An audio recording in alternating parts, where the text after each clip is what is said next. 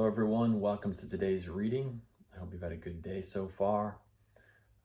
We left off with John having his world rocked for a couple of consecutive chapters with the turtle story from Casey, from the fisherman story from Mike, and now that's going to continue as he meets a new character in the cafe.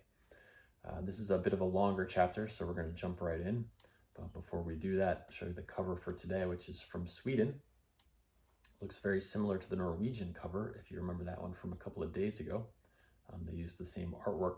It's very interesting to me how different cultures connect around different imagery, and therefore they choose what is going to most resonate with the reading audience in those countries. So very cool, very cool.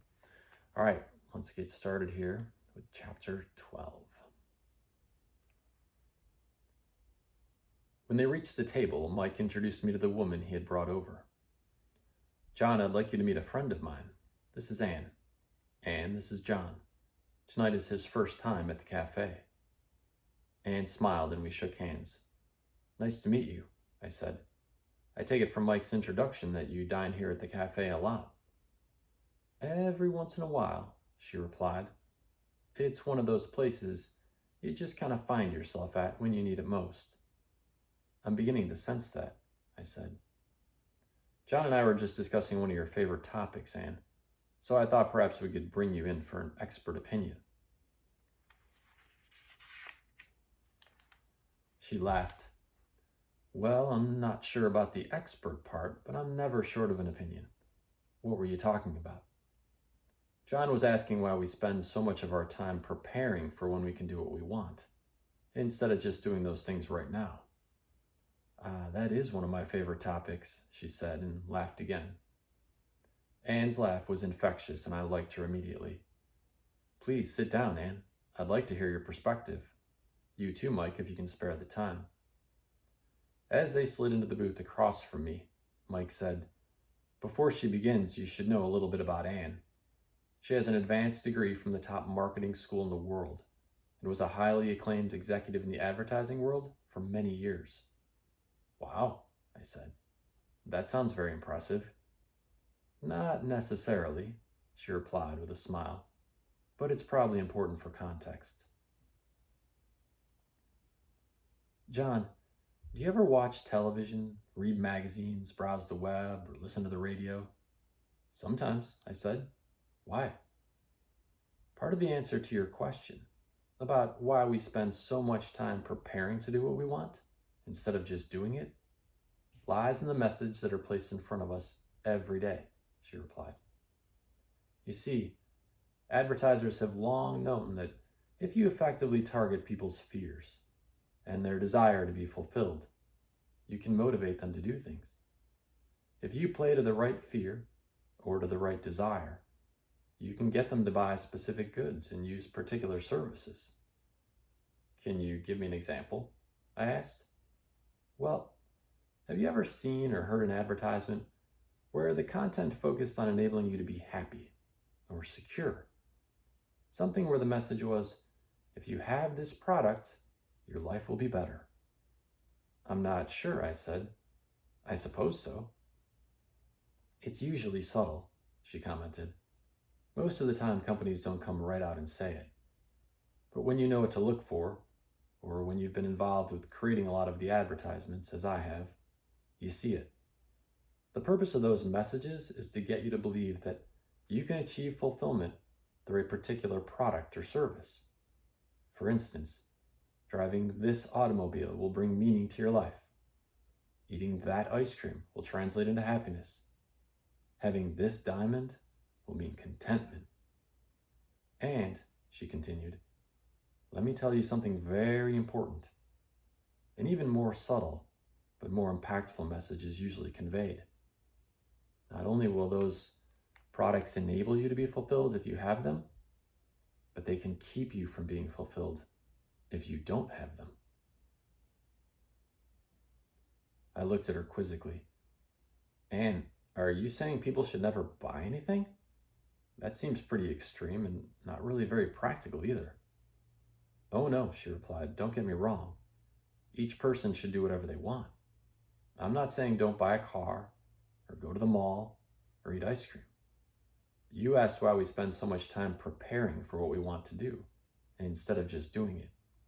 Part of the answer is if we aren't careful, we buy into the massive marketing messages we're exposed to every day. We end up believing the answer to happiness and fulfillment lies in a product or service. Eventually, that can result in us putting ourselves in a financial position where we feel we have to keep doing something that isn't what we want to do. I'm not sure I understand, I said. Let me give you a very general example, Anne began. Keep in mind that this doesn't apply to every person, but it should help explain what we've been talking about. From a young age, we're exposed to advertisements, conveying the message that fulfillment comes from things. So what do? Well, naturally, we buy some items to see if the advertisements are true. The challenge is, she continued, that buying those things requires money. To solve that problem, we get a job. It may not be our ideal job, and the time we spend at work may not be exactly how we want to spend the hours of our life, but we take the job so we can pay off the things we bought. We tell ourselves it's temporary. Soon we'll be doing something else, something more in line with what we really want to do. The problem is, because the job isn't fulfilling, and because we spend so much time at our job, we feel more and more unfulfilled. Around us are many people. They talk about how they can't wait for that day in the future when they will retire and then do the things they want to do. Before long, we too start to envision this almost mystical time in the future, the date when we won't have to do our job either, and can instead spend time doing the things we want to do. Meanwhile, to offset the fact that we aren't spending every day doing what we want, we purchase some more things. We hope that in some small way the advertising messages are true, and those items will bring the fulfillment our daily work life does not. Unfortunately, the more we purchase, the more bills we have, and therefore, the more time we need to spend at work so we can pay for everything. Since time at our job is not really the way we want to spend our life, more time at work results in more feelings of unfulfillment, because now we have even less time for what we want to do.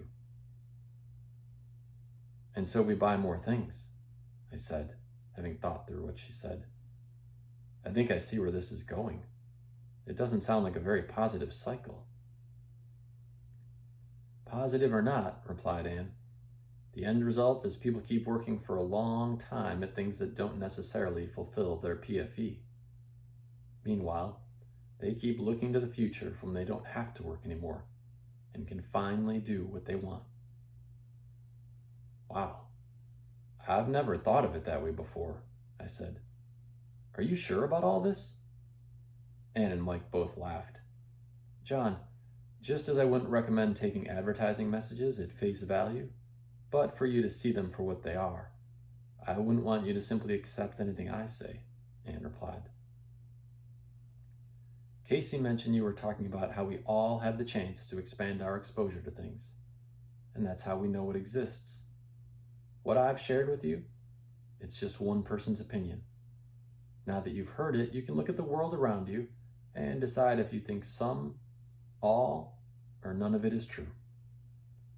Well, it's definitely going to make me think about things in a new way, I said.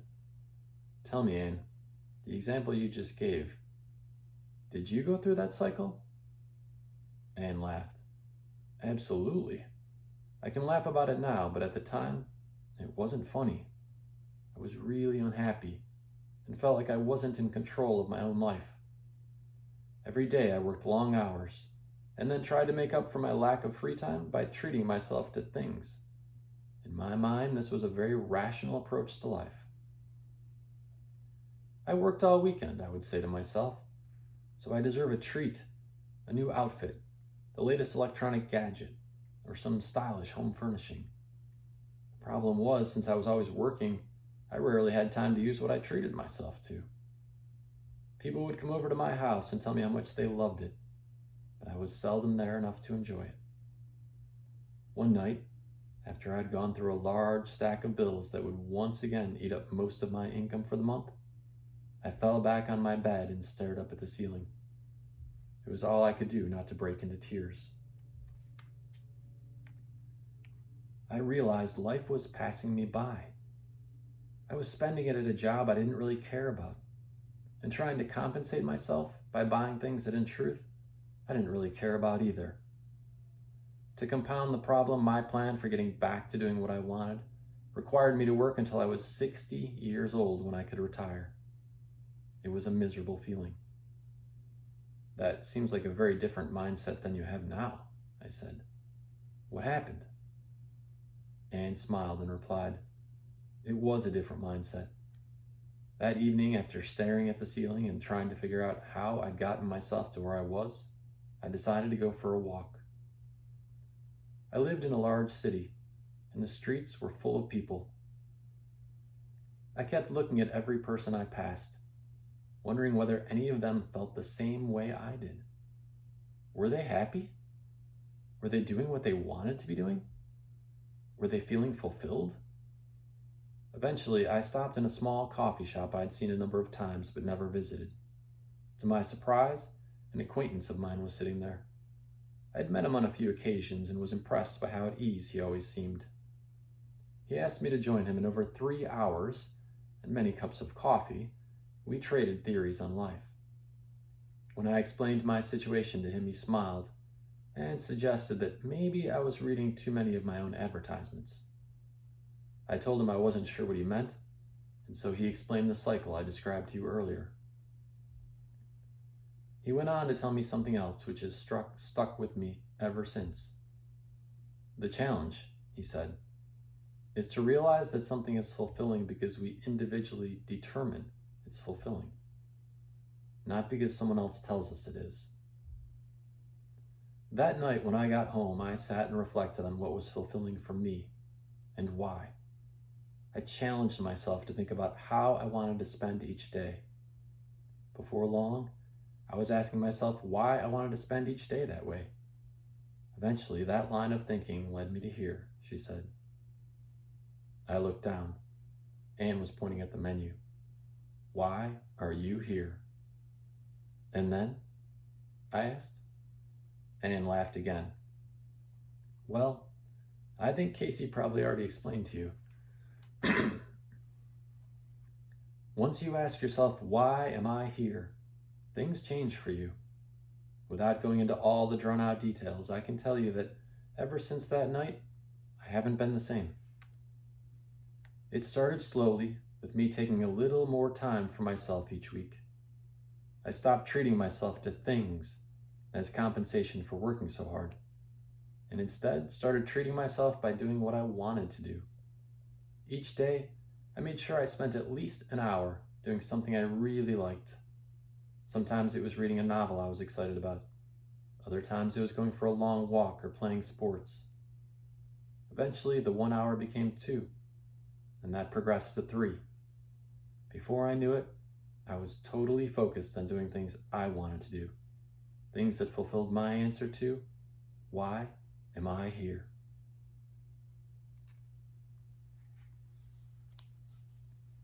All right, everyone, that's our reading for today.